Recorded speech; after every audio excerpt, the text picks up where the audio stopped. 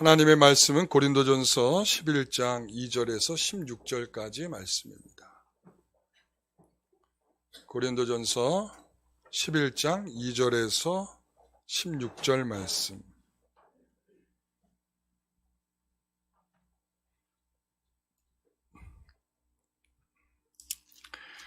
제가 읽겠습니다. 여러분들도 같이 따라 읽어주시기 바랍니다.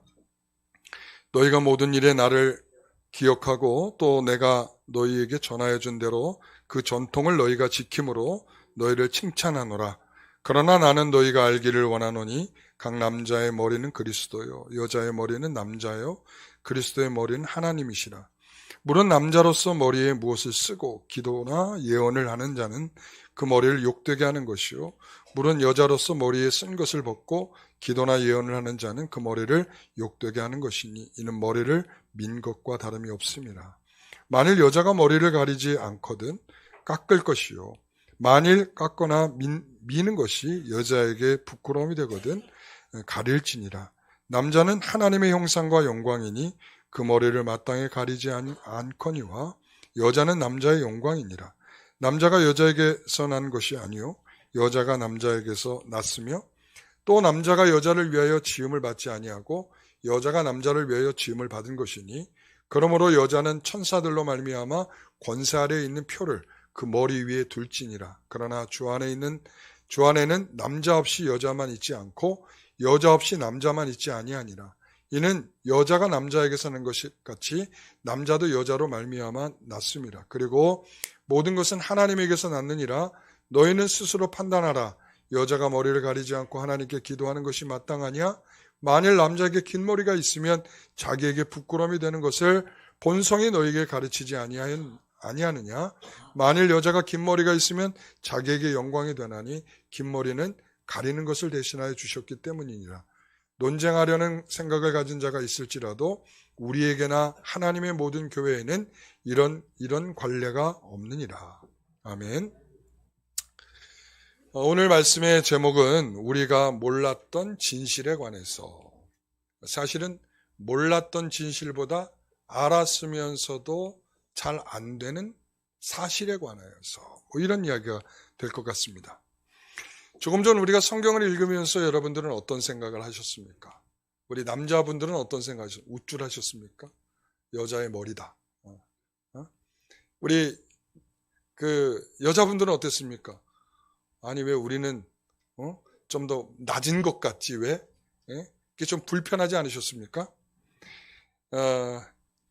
이 유대인들에게 있어서의 감사 기도는 이런 감사를 합니다. 남자들이 기도할 때 우리는 이방인으로 태어나지 않게 하심을 감사합니다 하고 기도하고요. 그리고 또 다른 감사 중에 하나가 뭔가 하면 여자로 태어나지 않게 하셔서 감사합니다. 이렇게 기도를 한단 말이죠. 기분 나쁘시죠? 그런데 사실 이러한 생각들이 여전히 존재하고 있습니다. 이 유대 사회에서는. 그래서 남자가 마치 성경이 남자를 지지해주고 남자를 좀 우대해주고 있는 것 같은 생각이 들지만 사실은 꼭 그렇지는 않습니다. 왜냐하면 성경에서 보면 남자가 이제 5,000명 이 물고기 2마리와 보리떡 5개로 5,000명을 먹였을 때 그 중에서 남자들은 몇 명이고 여자들은 몇 명입니까? 남자만 5,000명이다. 이렇게 얘기를 하잖아요. 그러니까 이것 봐라 이거야. 여자들은 숫자에 들어오지 않아. 라고 하면서 남자들의 교만을 떠는 대목이 이런 대목이죠. 그런데 사실 성경의 이 복음서에서 보게 되면 남자들은 째째하고 오히려 여자들의 신앙들이 아주 탁월한 모습들이 나타나고 있다는 거예요. 그러니까 숨겨진 비밀은 뭐냐면 여기서 유대적 관습에 의해서 남자만을 숫자로 세는 것은 있지만 실질적으로 신앙적으로 보면 여자들이 더 우위에 있는 모습들을 보게 되죠. 그렇죠? 여자들을 많이 칭찬해주고 그리고 누가복음 같은 데에서 보면 여자들이 얼마나 예수님의 사역을 지대한 공헌을 하고 있는지를 나타내 보여주고 있는 그런 대목들이 나타나거든요. 그러니까 그런 측면에서 보면 이것은 우열을 가리는 문제는 아니다. 그러면 사도 바울이 과연 어떤 의미에서 이렇게 얘기를 하는가? 오늘날도 이런 소송이 있었어요. 이지젯이라고 하는 항공사가 울프슨이라고 하는 여인이 소송을 걸었어요. 어떤 소송을 걸었냐면, 왜 너희 항공사는 왜 우리 여인을 무시하느냐? 라고 하는 소송을 걸었어요. 그 내용은 뭔가 하면, 여러분, 우리가 비행기 타면은 우리가 합의에 의해서 자리를 바꿀 수가 있잖아요. 그렇죠? 우리가 예를 들어서 그 자리를 이렇게 배정했는데 배정하지 못한 사람들은 막 이렇게 흩어져서 앉게 되니까 좀 자리 좀 바꿔주시면 안 될까요? 하고서는 양해를 구해서 서로 양해하에서 자리를 바꾸지 않습니까? 그런데 이 유대 남자들이 이 울프슨이라고 하는 여인은 영국계 이스라엘 사람이에요. 영국계. 그러니까는 영국에 살고 있는 이스라엘 사람이란 말이죠. 그러니까 이 여인에게 느닷없이 그러는 거예요. 자리 좀 비키시오. 합의한 게 아니라 자리 좀 비켜달라. 나 여기 앉겠다. 이렇게 한 거예요. 그런데 항공사 직원들이 와서 그러면 잠깐만요. 이거 이렇게 하면 안 돼요. 하고서 이게 아니라 여인에게 자리 좀 비켜주세요. 이렇게 돼버린 거예요. 근데 이런 일이 한두 번 있는 게 아니라 이 여인이 자주 영국과 이제 이스라엘 간에 이렇게 왔다 갔다 하는 비행기를 여러 차례 타고 있는데 그런 일들이 자꾸 발생하는 거야. 그러니까 이 여인이 안 되겠다. 그래서 이지젯 항공사에게 소송을 건 거예요. 왜 여인을 무시하냐? 이거죠. 여인을 왜 무시하냐? 나도 내 돈을 더 내가면서 좋은 자리를 내가 사가지고 이 자리에 앉은 건데 왜 이 자리를 나한테 비키라고 하느냐? 이제 이런 거죠. 그래서 소송을 걸었어요. 누가 이겼을까요? 여인이 이겼어요. 그래서 2,400만 원을 배상하라 라고 하는 승소 판결을 얻었단 말이죠. 그러니까 이게 실적으로 벤구리온이라고 하는 이스라엘 공항에서 벌어졌던 일인데 이 이스라엘은 실질적으로 법적으로는 차별하지 못하도록 되어 있어요. 차별 금지가 아주 명확한 나라예요. 남녀 차별하면 안 된다. 이렇게 차별하지 말도록 이렇게 돼 있는데도 불구하고 그들이 그와 같은 행동에 대해서는 법적인 저지를 당한 거죠. 무시하지 마라. 여자들에 대해서 배상해줘라. 이렇게 된 겁니다. 오늘 우리가 이렇게 유대인들이 갖고 있는 남자의 생각을 가지고 바울이 이 지금 문제를 접근하고 있는 것인가? 라고 하는 것을 생각해 봐야 되겠죠. 여러분 오늘 본문을 보십시오. 3절, 4절, 5절, 6절까지 말씀을 우리 한번 같이 읽어보도록 하겠습니다. 그러나 나는 너희가 알기를 원하노니 각 남자의 머리는 그리스도요 여자의 머리는 남자요 그리스도의 머리는 하나님이시니라. 무릇 남자로서 머리에 무엇을 쓰고 기도나 예언을 하는 자는 그 머리를 욕되게 하는 것이요 무릇 여자로서 머리에 쓴 것을 벗고 기도나 예언을 하는 자는 그 머리를 욕되게 하는 것이니 이는 머리를 민 것과 다름이 없음이라. 그 다음에 만일 여자가 머리를 가리지 않거든 깎을 것이요 만일 깎거나 미는 것이 여자에게 부끄러움이 되거든 가릴지니라. 이랬습니다. 여기서 여자들이 예배를 할 때 머리에 쓰고 나오는 것을 강조하고 있죠. 이것이 우월과 열등의 표현으로 생각하는 경우들이 있어요. 우리가 카톨릭 같은 경우에는 여자들이 예배하러 미사드리러 나올 때 뭘 써요? 이걸 뒤집어 쓰고 나온단 말이에요. 이 관점에서 그런 거예요. 실적으로 이것은 머리를 쓰고 나와라라고 하는 개념보다 여기에서는 굉장히 주장하고자 하는 것이 있어요. 너희들은 몰랐지? 카톨릭 성도들은 몰랐지? 너희들은 머리에 쓰고 나오지? 왜 쓰고 나오는지에 대한 이해가 없지? 라고 하는 것을 이야기하는 것입니다. 여러분 여기에서 첫째는 뭐냐면 첫 번째 남자는 하나님의 형상과 영광이고 여자는 남자의 영광이다 라고 하는 표식이에요. 남자는 하나님의 형상과 영광이기 때문에 머리에 쓴다. 그리고 남자는 여자의 영광을 대신하고 있는 것이고 남자 위에는 어떤 사람도 없다는 의미에서 쓰지 않는다라는 것이고요. 여자는 남자의 영광입니다. 여자는 자기보다 더 영광스러운 누군가가 있다는 의미에서 머리에 쓰는 겁니다. 자, 10절, 11절을 읽어보겠습니다. 그러므로 여자는 천사들로 말미암아 권세 아래 있는 표를 그 머리 위에 둘지니라. 그러나 주 안에는 남자 없이 여자만 있지 않고 여자 없이 남자만 있지 아니하니라. 여기서 뭐라고 그래요? 권세 아래 있는 표를 그 머리에 둔다라고 하면서 주 안에는 남자 없이 여자만 있지 않고 여자 없이 남자만 있지 않다라는 거예요. 여기 이 부분에서 우리는 여기서 남자는 하나님의 영광을 드러내는 창조되었으므로 머리에 어떤 것도 쓰지 않는다라는 것이고, 여자는 남자를 위하여 창조되었고 남자의 영광이 되는 표로서 머리에 무엇인가를 쓴다는 거예요. 자, 여기서 가만히 이야기를 듣다 보면 그러면 이게 여자가 더 낫다는 것인가? 아니면 이게 더 남자가 높다는 것인가? 지금 뭘 말하는 겁니까? 여러분, 이것은 남자 없이 여자가 안 되고 여자 없이 남자가 안 된다라는 측면이 강조되고 있는 것입니다. 그래서 에베소서 5장 23절에 보면 이렇게 표현하고 있죠. 이는 남편이 아내의 뭐라고요? 머리됨이 그리스도께서 교회의 머리됨과 같음이니 이라고 얘기하고 있어요. 그러니까 우리가 교회의 머리는 누구예요? 그리스도시죠. 네? 그 다음에 여자의 머리는 누구예요? 남자다. 지금 그렇게 이야기를 하고 있는 것인데 그것을 비유적으로 설명하고 있는 것입니다. 그래서 그리스도와 교회 간의 아주 긴밀한 관계성을 뭐라고 표현해? 머리와 몸으로서 표현하고 있는 거예요. 그러니까 높고 낮다라고 하는 표현이 아니라 머리와 몸은 바로 이런 측면이 긴밀한 연합이 여기에서는 중요한 의미죠. 긴밀하게 연합되어 있다. 머리와 몸이 따로 분리될 수 있어요? 없어요? 없죠. 여러분, 머리와 몸이 따로 분리되면 어떻게 되는 거예요? 예, 살아있다라고 말할 수 없죠. 죽은 거예요. 죽은 거.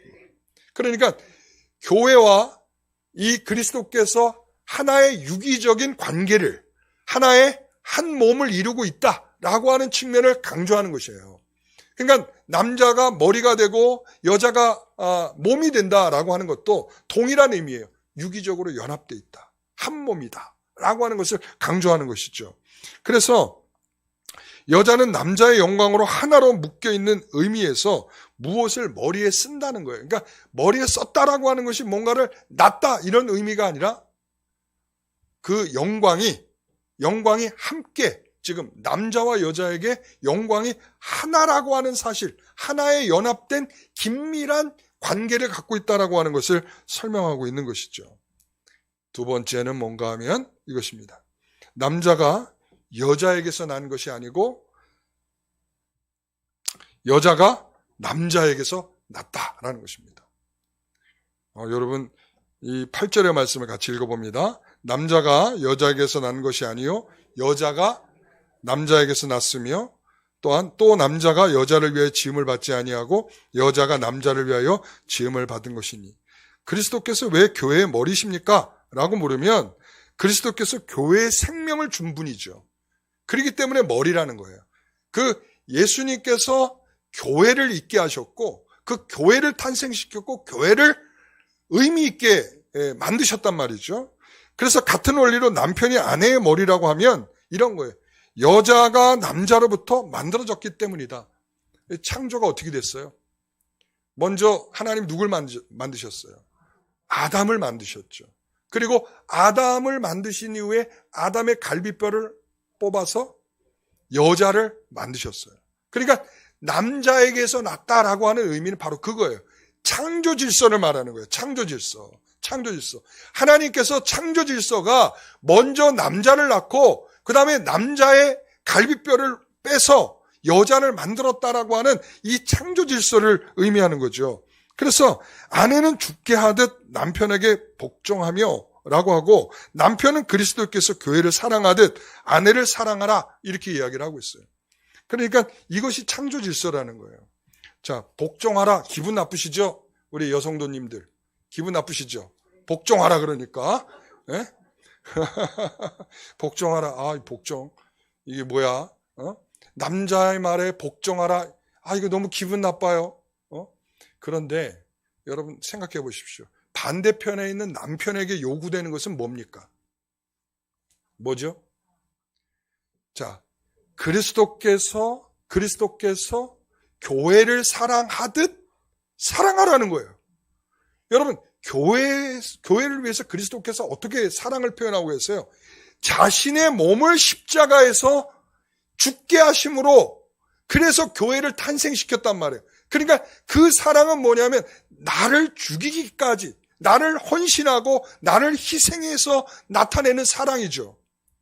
어떻게 보면 저는 복종하고 이 사랑이 다른 표현이라고 보지 않아요. 무슨 말인지 이해되세요?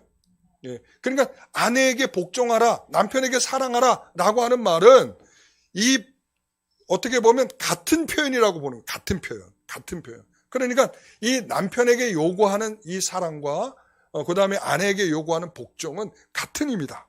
그래서 이 고린도 교회에서 생각해 보시면 이 구원받은 여성들이 이 신령한 은사를 입었잖아요. 신령한 은사. 그러니까 신령한 은사를 입고서 이 여인들이 하는 말들이 뭐냐면 결혼하지 말라. 더욱 신령한 사람이 되기 위해서는 결혼할 필요가 없다. 이렇게 생각을 했단 말이죠. 왜 그랬어요? 믿지 않는 남성들하고 결혼한 모습들을 보니까 이게 더욱 신령해지려면 결혼 안 하는 편이 낫더라. 이렇게 생각을 한 거야. 그러니까 이 결혼한 여인들이 이미 결혼했으니까 어떻게 해요? 예? 어떻게 할 수가 없잖아. 그러니까 이 여인들도 어떤 생각을 하냐면 내가 맞아. 정말 신령한 신자가 되려면 남편이 없어야 돼. 이렇게 생각을 하는 거죠. 여러분, 신령하기만 하면 하나님께서 세워놓으신 창조의 질서를 무시해도 되는가를 우리는 물어야 돼요.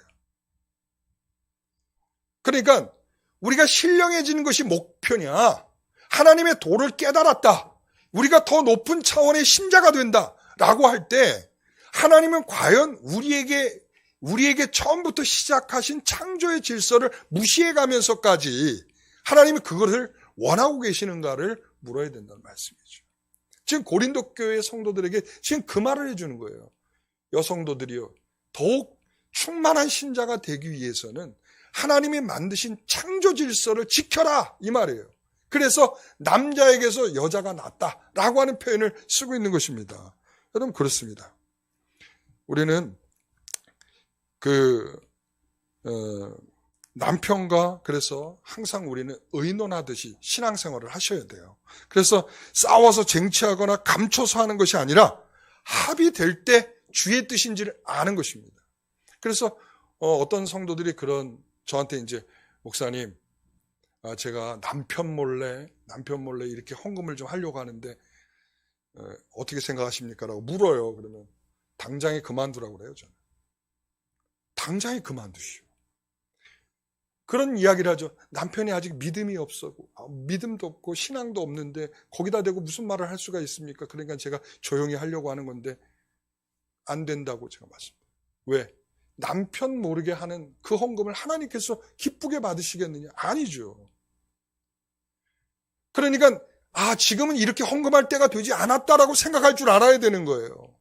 그래서 남편이 합의되고 남편이 허락되는 한도에서 거기에서 헌금을 하는 거죠. 이게 창조의 질서인 거예요.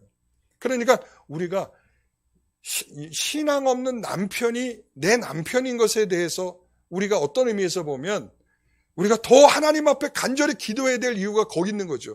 우리 남편이 바로 세워져서 그 창조의 질서를 우리 가정에서 지켜나갈 수 있도록 하나님께 기도하는 것, 이거 굉장히 필요한 내용들이라고요. 여러분, 분명히 말합니다. 우리가 이런 창조의 질서를 무시한 채 내가 신자니까 신앙이니까 이것으로 앞세워서 창조의 질서를 그르칠 수는 없다라고 하는 것을 기억하십시오.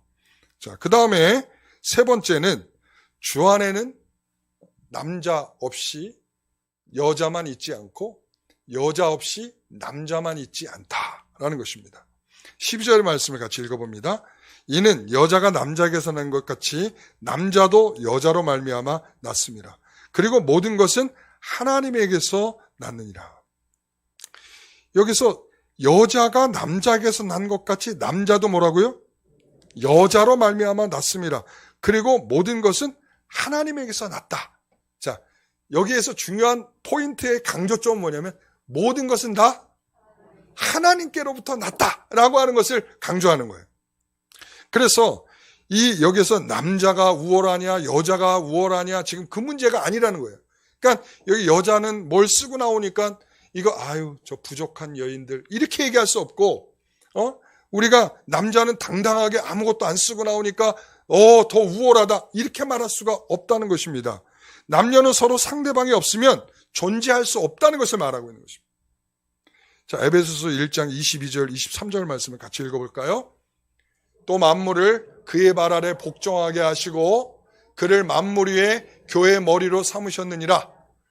교회는 그의 몸이니 만물 안에서 만물을 충만하게 하시는 이의 충만함이라 이랬습니다. 여러분, 교회는 그의 몸이니 그랬습니다. 그리고 만물 안에서 만물을 충만하시는 이의 충만이라 이렇게 얘기했을 때 교회는 그의 몸이니라 이렇게 말할 때 그는이 누구예요? 그리스도시죠. 그리고 몸은 누구예요? 교회죠. 만물 안에서 만물을 충만하시는 자는 누구예요? 그리스도 예수시죠. 그러니까 여기에서 뭐냐면 누가 충만입니까? 그 교회는 누구로 말미암아 충만한 거예요? 예수 그리스도로 말미암아 충만한 거죠. 그리고 교회가 없다면 예수님은 충만하지 않겠다라고 말씀하는 거예요. 그러니까 예수님은 교회가 없이는 내가 충만을 이루지 않겠다라는 거예요. 제가 이제 이런 논문을 제가 썼어요. 누가복음에 나타난 세례 요한의 등장에 관한 연구. 제가 이런 논문을 썼는데 제가 그때 이런 말을 했어요. 뭐냐면 세례 요한이 오지 않았다면 예수님도 오시지 않았다. 여러분, 아니 그러면 세례 요한이 뭐란 말인가? 이럴 수 있죠. 이게 뭐냐면 서로 묶여 있다는 거예요. 묶여 있다. 한 세트처럼. 이 말은 뭔가 하면 우리가 이 선지자들이 그런 이야기를 하잖아요.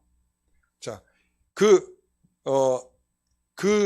전령사처럼 나타나서 그 세례 요한이 그러니까 마치 전령사처럼 나타나서 예수님의 오심을 증거하게 된다. 그러니까 세례 요한이 왔다는 것은 뭐냐면 누가 오신다는 거예요?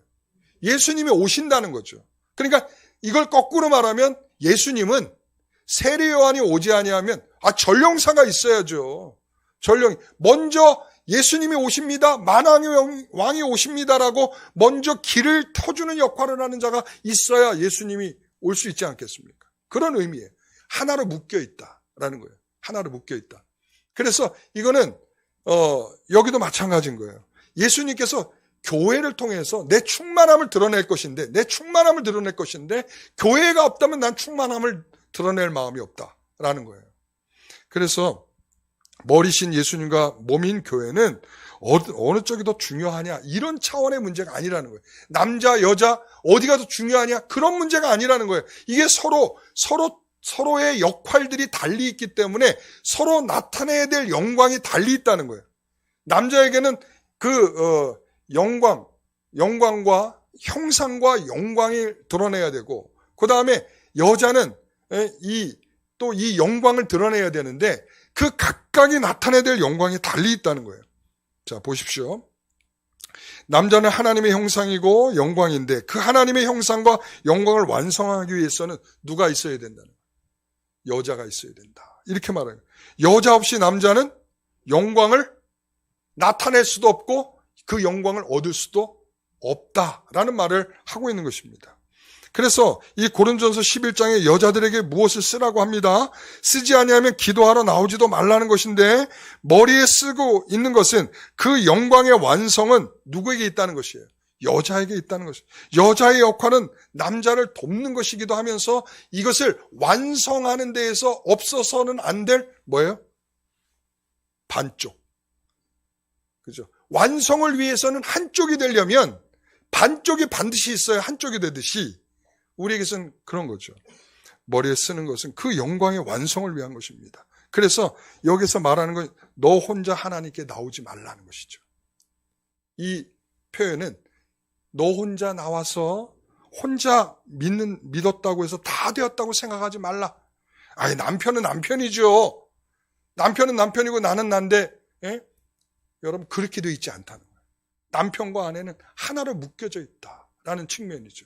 그래서 이 그리스도께서 충만함을 나타내실 때 교회를 통해서, 몸을 통해서 충만함을 나타내듯이 지금 아내와 남편은 서로 하나로 묶여져서 하나의 영광을 위하여 하나님께서 묶어주신 분들이라, 이런 말이에요. 그래서 내 남편이 나오지 않는다면 내 신발을 붙들고라도 나오라는 거예요. 내 신발, 남편의 신발을 붙들고라도 나오라는 것입니다. 남편이 더 말씀을 잘 듣는 자리에 앉혀주라는 것입니다. 남편이 복음을 이해하는데 방해가 되는 일이 있다면 그 방해되는 요소들은 다 걷어치우라는 말씀이에요. 그렇습니다. 내가 그리스도인이 된 것처럼 남편이 신앙의 지도력을 발휘할 수 있도록 수고해야 한다는 말씀입니다. 너 혼자 아니라는 거죠. 혼자 아니라는 것입니다. 아내가 아무리 잘해도 남편이 안 따라올 수 있죠. 그렇죠? 그렇잖아요. 그죠? 예. 그렇지만 이 원리에 대해서는 충분히 알고 있어야 된다는 거예요. 하나님께서는 어떤 원리? 창조의 원리. 이 창조의 원리는 이 남편에게 주는 역할이 따로 있고 아내에게 주는 역할이 따로 있다는 거예요. 그래서 우리가 창세기에서 보면 이 하와에게 뭐라고 표현하냐면 돕는 배필이라 이렇게 표현해요. 돕는 배필. 여기에서는 모자란 열등의 관계가 아니라 동일한 관계의 협력자로서 설명하고 있는 것입니다.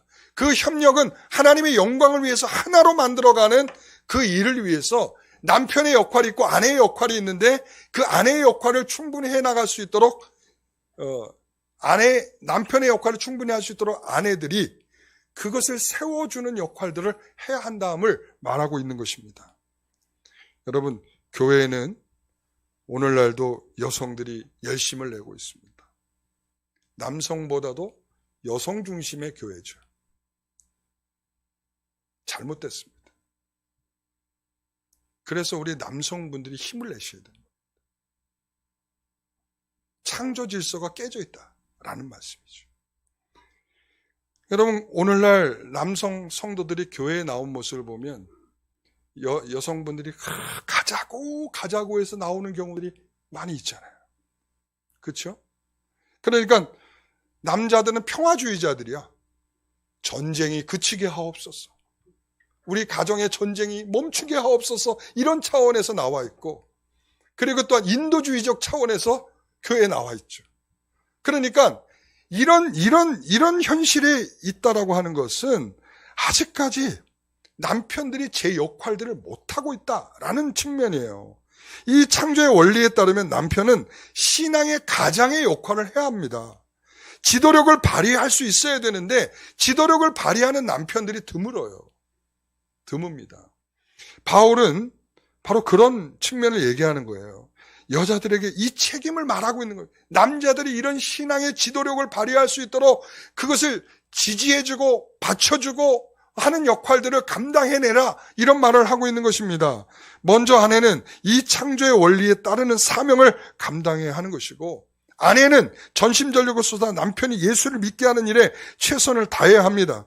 교회를 위해서 남편을 소홀히 해서는 안 된다라는 것입니다. 우리 예전에는 좀 그렇게 해왔잖아요. 그래서 많이 욕먹었잖아요. 우리 여성 동무들. 그렇죠? 우리가 교회에 와서 맨날 교회 와서 사느라고 남편이 뭐 저녁을 먹는지 마는지 관심도 없고, 집안의 청소는 그냥 안 해놓고 그냥 무슨 굴처럼 해놓고서는 집에 들어가려면 발로 하나씩 툭툭 밀고 들어가야 되는 그러한 현실에 있는 그런 상황 속에서 나는 교회 가서 열심을 내고 있고 기도하고 있고 철야하고 있고, 여러분, 이것은 이미 질서가 깨졌다는 거예요. 하나님이 물론 다급하면 그런 성도들의 기질들, 여성들의 그러한 열심들을 통해서 하나님께서 일하심도 있습니다만은, 그러나 그런 열심 가운데서도 잊지 말아야 할 것 중에 하나는 뭔가 하면 창조적 질서예요. 하나님께서 남자를 먼저 지으셨고, 그리고 그에게 먼저 하나님의 말씀을 맡기셨고, 그렇죠? 그리고 여자가 책임을 다하지 못할 때 어떤 일이 벌어졌냐면 하와가 뱀이 와서 이거를 먹으라 먼저 꼬신 대상이 누구였어요? 하와였죠. 그러면 하와는 어떻게 해야지 맞는 거예요? 남편에게 물었어야죠. 이거 먹어도 되냐? 뱀이 이런 말 하던데.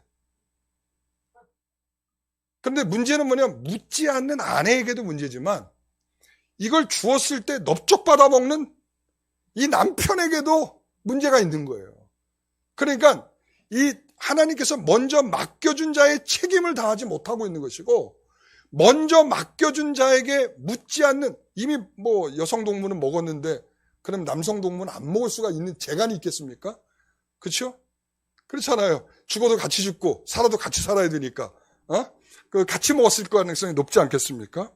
여러분, 그렇습니다. 이 하나님께서는 언제까지 우리에게 이렇게 묻는 것입니다. 남편들이요, 언제까지 아내의 치맛자락을 붙들고 교회에 올 것인가? 좀 더 하나님께서 여러분들 남성들에게 주신 그 탁월한 그 지도력을 발휘할 수 있는 신자로서의 역할을 하는 것, 이거 매우 중요하다는 거예요.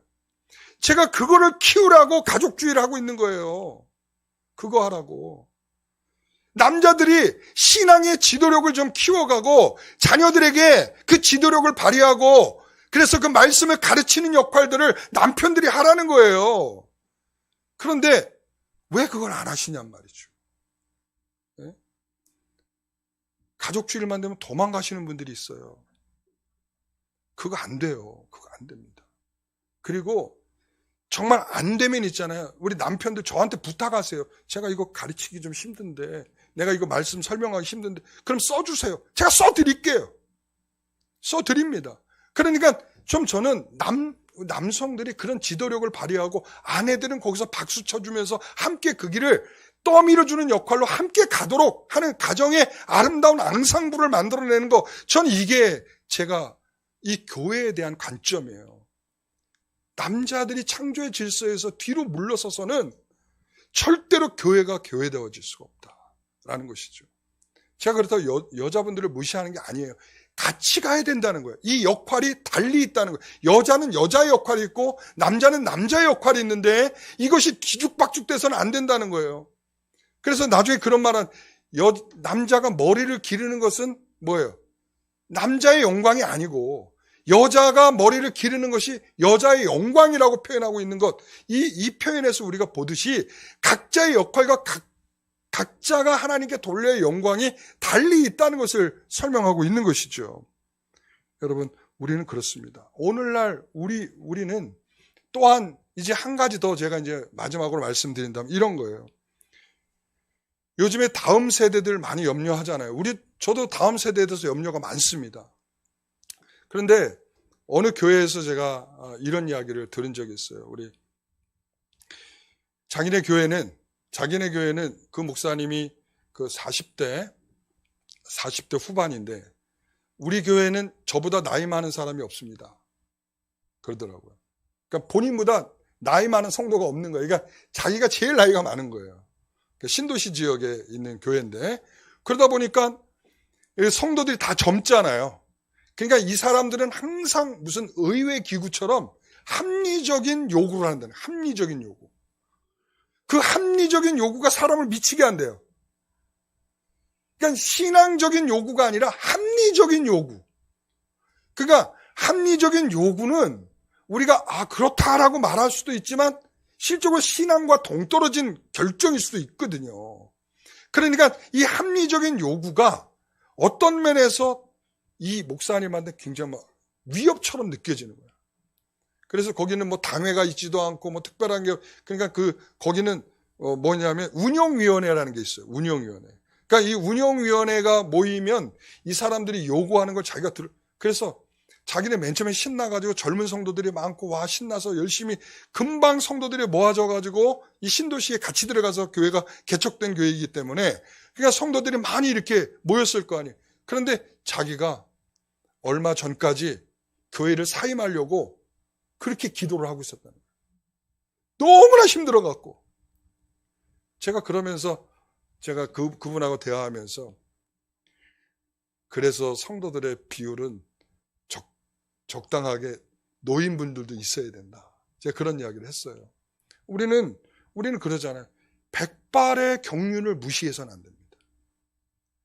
사랑하는 성도 여러분, 저는 우리 교회 성도들 가운데에서 지금 우리 70 드신 분들도 있고 80 이렇게 드신 성도들도 있고 연세가 많으신 성도들도 있잖아요. 근데 저는 그분들이 가지고 있는 신앙적인 경륜들을 무시할 수 없다, 이렇게 생각합니다. 그분들이 지금껏 그 격동기를 살아내면서 그동안의 어려움들을 다 겪어내면서 그리고 사회적으로도 그렇고 그리고 어려운 교회들을 그 모든 순간들을 견디면서 지금까지 온 수많은 것을 보고 경험된 성도들의 경륜들을 무시할 수 없다. 전 그렇게 생각합니다. 그래서 우리가 여기에서 말할 때 창조적인 질서라고 말할 때에 우리가 윗사람에 대한 우리가 어떤 판단과 어떤 이론들에 대해서도 우리가 존중할 줄 알아야 된다라는 거예요. 젊은 지성만 강조하게 되면 결과적으로 교회는 제대로 된 창조 질서와 달리 가게 될 수 있다라는 말씀입니다. 여러분, 이 나이만큼이나 신앙이 쌓여지는 거 아니겠습니까? 이 교회의 자랑은 어떻게 보면 이 백발인 분들이 많다라고 하는 것이 우리의 자랑일 수 있습니다. 여러분, 그러니까 염색하지 마세요. 아시겠죠? 염색하지 마시고 백발로 노출돼서 오십시오. 여러분들이 그 백발의 경륜을 하나님께서 귀하게 쓰실 겁니다. 우리는 나이가 들었다는 것은 주 안에서 한평생을 살아와 하나님의 일하시는 법과 하나님의 성실하심으로 어떻게 나타내셨는지에 대한 신뢰감이 쌓여있는 분들 아니겠습니까? 하나님에 대한 그런 신실한 이런 창조적 질서 속에서 우리가 또한 이 협력적 차원에서 가요. 젊은 성도들은 힘껏 주를 위해서 일하는 일들을 감당한다면 우리 연세 드신 성도들은 하나님께서 주신 그 은혜가 쌓여서 그 쌓여진 경륜들을 잘 펼쳐내어 조화롭게 교회를 이뤄가는 교회가 건강한 교회다. 저는 이렇게 생각합니다. 근데 이제 안타까운 건 뭐냐면 내 나이가 몇인데 아직도 이 일을 해야 되느냐 라고 하는 그런 질문들이 계속 던져지고 있어요. 안타깝습니다. 그러니까 이 젊은 성도들도 더 주를 위해서 일할 수 있도록 힘을 쓰셔야 돼요. 그러니까 내가 내 역할을 못하면 항상 반대쪽에 있는 사람이 힘들어지는 거예요. 아내가 역할을 못하면 남편이 힘들어지고 남편이 역할을 못하면 아내가 힘들어지고 젊은 성도가 역할을 못하면 나이 든 성도들이 힘들어지고 나이 든 성도들이 역할을 못하면 젊은 성도들이 힘들어지는 거예요. 그게 하나라는 거예요. 그게 하나. 서로 떨어져 있지 않고 서로 너만 잘하면 됐지 나만 못하면 그만이지 이런 수준이 아니고 우리는 하나로 가고 있다라는 것입니다. 사랑하는 성도 여러분, 창조 질서는 하나님께서 우리에게 주신 질서예요. 지금 안 되고 있으니까 난 상관없어가 아니라 그 창조 질서를 항상 염두에 두고 있어야 되는 것입니다. 그래서 우리가 항상 이러한 은혜 속에서 주님 앞에 기도하는 교회가 되기를 소원합니다. 자, 우리 나이 드신 분들은 나이 드신 분의 역할을 잘해주세요. 젊으신 성도들은 젊으신 역할을 잘해주세요. 네. 그리고 남편은 남편의 지도력을 잘 발휘해 주세요. 대답 보세요. 자, 다시 한번요. 남편은 남편으로서의 지도력을 잘 발휘해 주세요.